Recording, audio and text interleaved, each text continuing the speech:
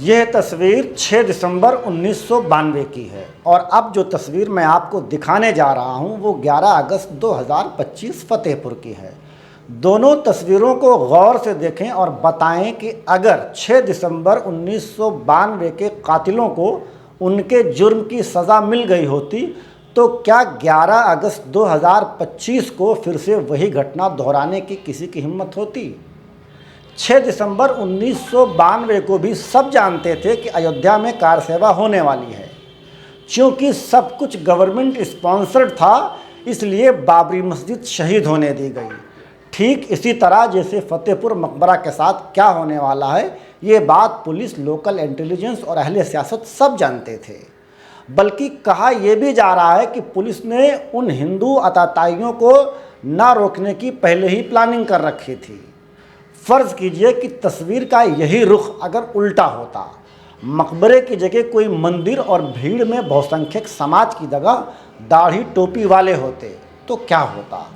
यकीन माने अब तक पुलिस ने लाशों के ढेर लगा दिए होते, न जाने कितने मुसलमानों के घरों को बुलडोज कर दिया गया होता, सैकड़ों हज़ारों मुसलमानों के ख़िलाफ़ UAPA और न जाने कितनी संगीन धाराओं में मुकदमात दर्ज कर दिए जाते। सच माने पुलिस और इंतज़ामिया की बहादुरी देखने लायक होती। खैर, इस वाक़या के हर पहलू पर हम आगे बात करेंगे। उन मुस्लिम रहनुमाओं की भी बात करेंगे जो कहते थे कि बाबरी मस्जिद के बाद मुल्क में अमन और शांति कायम हो जाएगा। फ़िलहाल चैनल को सब्सक्राइब, फेसबुक पेज को फॉलो कर लें। हमारे डिजिटल मीडिया हाउस प्रोजेक्ट को सपोर्ट कीजिए, लिंक डिस्क्रिप्शन में है। सबसे पहले पूरे विवाद को समझ लेते हैं। फतेहपुर का मकबरा नवाब अब्दुल समद की कब्र जो तकरीबन 500 साल पुरानी बताई जाती है। सरकारी रिकॉर्ड खसरा नंबर 753 में इसे मकबरा मंगी के तौर पर कौमी असासा करार दिया गया है। हिंदू तंजीमों का दावा है कि ये जगह दरअसल 1000 साल पुराना ठाकुर जी यानी भगवान कृष्ण और भगवान शिव का मंदिर है। उनका कहना है कि यहाँ शिव लिंग, कमल के फूल, त्रिशूल जैसी अलामतें हैं और परिक्रमा मार्ग और मंदिर का कुआं भी मौजूद है। उनका इल्ज़ाम है कि बाद में इसे मकबरे में तब्दील कर दिया गया है। 9 अगस्त 2025 मठ मंदिर सुरक्षा संघर्ष समिति नामी हिंदू तंजीम ने जिला मजिस्ट्रेट रविंद्र कुमार को एक अर्जी दी, जिसमें दावा किया गया कि मकबरा असल में ठाकुर द्वारा मंदिर है और वहां से अतिक्रमण हटाने का मुतालबा किया गया। वाक़या से पहले बीजेपी ज़िला सदर मुकुल लाल पाल ने इंतज़ामिया को खबरदार किया कि वो हिंदू तंजीमों के साथ मकबरे पर पूजा करेंगे। इस पर इंतज़ामिया ने सिक्योरिटी इंतज़ामात किए, बैरिकेड लगाए और पुलिस तैनात की। 11 अगस्त 2025 सुबह 9 बजे से हिंदू तंजीमों ने पूजा की काल दी। तकरीबन 1000 लोग पूरी ठाकुर डाक बंगले पर जमा हुए। भगवा झंडों के साथ जय श्री राम के नारे लगाते हुए आगे बढ़े।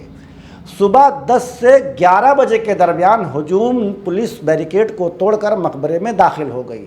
वहां तोड़फोड़ की, कब्र को नुकसान पहुंचाया गया, भगवा झंडा लहराया गया और पूजा अर्चना की गई। एक शख्स मनोज त्रिवेदी जो हिंदू परिषद से ताल्लुक़ रखता है, उसने मकबरे के अंदर पूजा की, जिसकी वीडियो सोशल मीडिया पर वायरल भी हुई। ये पूरा मामला पुलिस के सामने अंजाम पाता रहा और पुलिस मुख्य दर्शक बनी देखती रही। कुछ पुलिस वालों ने रोकने की कोशिश तो की, लेकिन हिंदू अताताइयों ने उन्हें भी उनकी औकात बता दी। शाम तक इलाके में भारी पुलिस फोर्स और PSC तैनात कर दी गई। खबरों के मुताबिक बजरंग दल, विश्व हिंदू परिषद, मठ मंदिर सुरक्षा संघर्ष समिति और बीजेपी के मुकामी रहनुमाओं का इस पूरे मामले में बराह रास्त हाथ बताया जाता है।